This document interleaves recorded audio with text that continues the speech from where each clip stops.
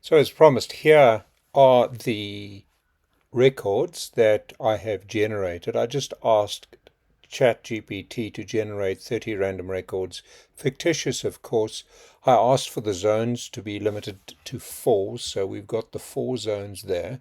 And I asked for the primary causes to be limited to 3, and then here all the metrics. So this is raw data. Now remember, what we want to do is prove the various pressure variances, and as a result the water leaks, the water loss per month, which it is wonderfully provided for me up here.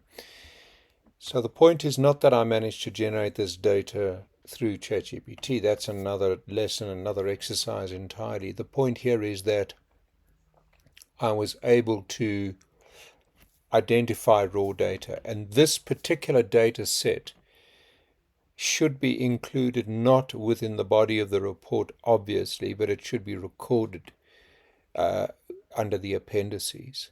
It is the processing of this data, which we will do in due course later in the video, in the form of pivots, slicers, slicing and dicing the data, and perhaps even a dashboard that we will put in the body of the report under that particular item. If you recall, let's see if I can call it up here.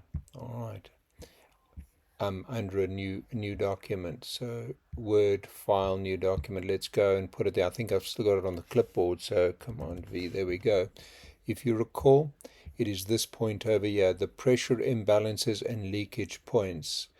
So we are going to be placing that very analysis under that particular point, which is under causes, which is part of the body of my report.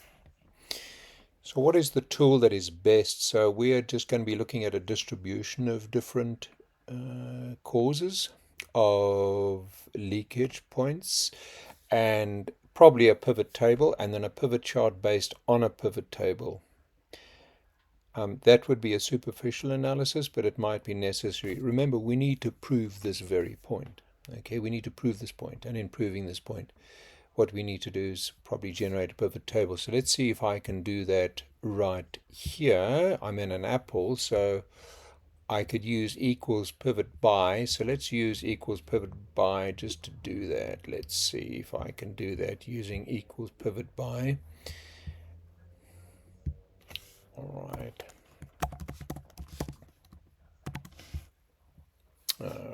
Wrongly spelt. Pivot by.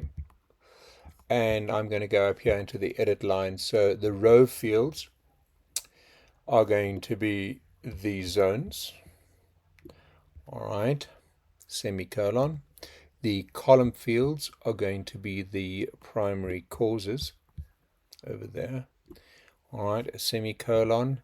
The values, let's say water loss. Let's just look at water loss firstly. Water loss. All right.